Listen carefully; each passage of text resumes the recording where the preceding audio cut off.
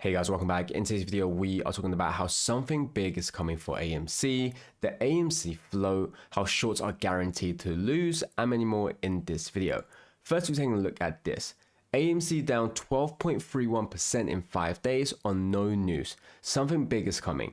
The market criminals are terrified. The people are never selling, only buying more. So AMC throughout the last few days have obviously been seeing red and going down. However, this was based on no negative news whatsoever. We haven't seen anything bad that has happened to AMC in the recent few days, even in the recent few weeks. The only news we've seen regarding AMC has been positive fundamental news about how they have improved, how they have reduced debt, how they put themselves in a better financial situation. And when you take a look at the industry that we are in, we are seeing how 1.11 billion a month. And you can see for the box office, we are doing extremely well for where we are at. And remember, we've talked about this, the box office doing well, and especially with how efficient AMC is right now, we are able to make more profit with the same number of box office, with the same big size of box office than we are able to before. So we talked about the operations of AMC, how they are extremely efficient right now. And so if anything, we should be only looking at good news for AMC, whether it's direct or indirect. Yet despite that, we are still seeing AMC down 12.31%. And so obviously something is going on. Now, I want to go further on about this is because previously in the past, when we have seen that AMC has something to announce or that AMC is showing something good, we always see it actually have red days before news break out or before AMC price break out. If you take a look at some of the times in the past before when AMC had the price breakout, we saw how the price was declining based on nothing, and then it went for a spike up because something then were to occur. And so we could be looking at something right now for AMC as well. We always have to bear in mind is that Adam Aron has constantly said how he is not able to buy more AMC shares because he is in withhold of certain news about AMC. And we talked about how these news, it seemingly looks like it can very positively in fact impact the price of AMC, and hence why Adam Aron is not able to buy any more shares. Now, we've obviously speculated, what these news could be, whether it's a lawsuit like Genius Group tackling the short sellers, whether it's the share buyback, whether it's merger, whatever it is something that is obviously very, very big. And potentially we could be seeing that news coming out very, very soon when we are seeing AMC being attacked for no reason whatsoever, as we're seeing shorts desperate to keep the price down. Furthermore, you have to obviously understand is that there are plenty of things that we have to remember when we see the price break out. One of the things is about understanding how much float there is. And now a very, very old example is this particular post, which was showing that there was 625 million tokens in a broker dealer according to Brett Harrison. Now this is talking about FTX, when FTX had AMC tokens, which they said were backed 1-to-1. Now at that time, only 516 million shares of AMC were supposed to exist. Retail owned 85%, ETF 5%, insiders 4%, institutions 22%, shorts 22%. Now, already from these numbers, you can see how it's already going past 100%. But on top of that, FTX alone owned 121%. Remember, they said that they had 625 million tokens, which were backed 1-to-1, despite the fact AMC only had 516 million shares. And so that was already the existence of AMC tokens. And you can see, in terms of further proof of this, and it's another reason why, we can see some of these crypto ETFs shouldn't exist, or why crypto should not be able to use for margin requirements. Now, this isn't to say that crypto is bad, but it's talking about how some forms of crypto have been used to manipulate AMC, because when you look at this, the AMC wrapped SOL on Solana, which are crypto tokens used as locates for synthetic fraudulent shorted shares, when you can see all of these AMC tokens. Now, these aren't just tokens that has the ticker symbol AMC. These are literal tokens created to mimic AMC Entertainment, the ticker symbol AMC on the stock market exchange. You guys can even see the AMC symbol, the AMC logos on this particular post.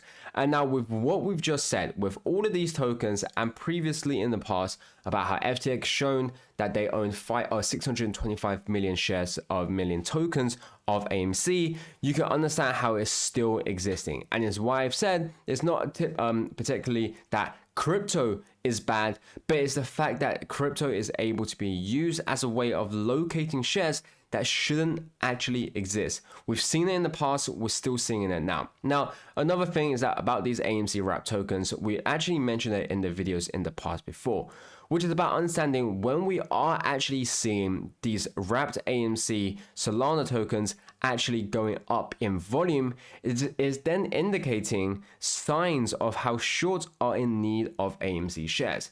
Now, there is only one reason for why shorts will be in need of AMC shares, and that's because they are afraid of the price movement and they need more tokens, they need more shares to suppress AMC, in which we have shown in the past before. And you have to remember, when it happens, they will try to halt it. It will run again, they'll halt it again, rinse and repeat. But this time, they will ultimately be unable to halt it permanently like they did last time. This time, Ape Nation will emerge victorious. And so, we have to remember, with everything we've just talked about, it will come to an end. Whether it's these tokens, these swaps, these FTDs, they can't keep it up forever. The moment they let a slip go through, we will see the AMC price breakout. Now, we have seen AMC price breakout in the past before, but you could see how it was immediately met with a halt. And when the halt is then stopped, when it's able to continue resuming trading, we then see the price actually not going up anymore because of what happened during the halt. But the one thing that is different right now is that the more they do this, the more pressure they build up. And for anyone with obviously some scientific understanding, you know that when the more pressure is built up in something and then it gets released, it gets bigger and bigger. And so with this, we have to understand is that yes, they can hold it, but every time they hold it, they're just building up that pressure to the point where eventually they can't hold it anymore. And then you can also see this happening in GME in terms of about how whilst 5 million shares are returned to the lend pool, we're still seeing the price go down. So one of the questions, we can obviously be asking is, how is it that we are seeing price, shares being returned, yet the price is going down? Well, firstly, there's multiple different explanations. One of which is that when we see the price available to actually increase, it could be that it's not actually the previous shares that were borrowed to be returned, but actually they've created more shares in which they put in back into the pool for shorts to borrow. That's one reason, hence why we are met with more short pressure. But another thing is about talking in terms of, if you want to show 10 shares of million shares available to borrow, you don't cover your naked short sales. When delivery is due, you just submit an exemption instruction to the NSCC. And this is where we've talked about in the past and in our last video as well, about how they are giving short sellers the ability to not cover particular shares if they were able to submit an exemption instruction. And this is why we've said that they are never covering. But once again, you have to understand is that they can do this for now. They can kick the can down the road. They can prolong this whole process, but it doesn't actually get rid of the position. It's that they don't have to cover the position, but it doesn't just vaporize the position. And so it still exists, it is still there, and they will have to pay it and buy it back at one point. And so this is why we've said in terms of understanding the pressure to build up.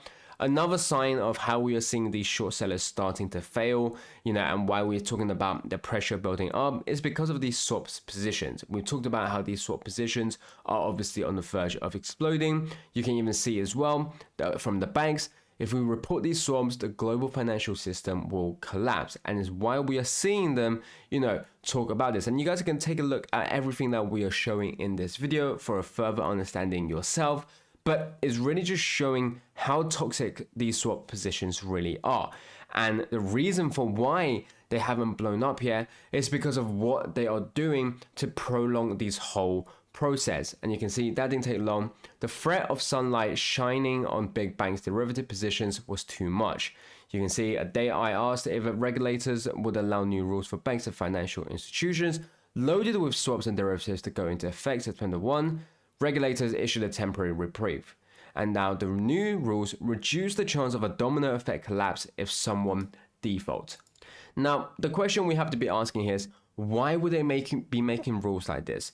If there was no signs, no possibilities of certain firms to default on their swaps positions, in which then it will create domino effect, they won't create these rules. But it's the very fact that that possibility is there, is the very fact that we've seen how institutions have put their exposure at risk, at maximum risk, that we're seeing these effects being, in play right now. But yeah, guys, that's it for this video. I hope you guys enjoyed. As always, now this is financial advice, so do take a wise grain of salt. Make sure to do your own due diligence and research, and I'll catch you guys next time.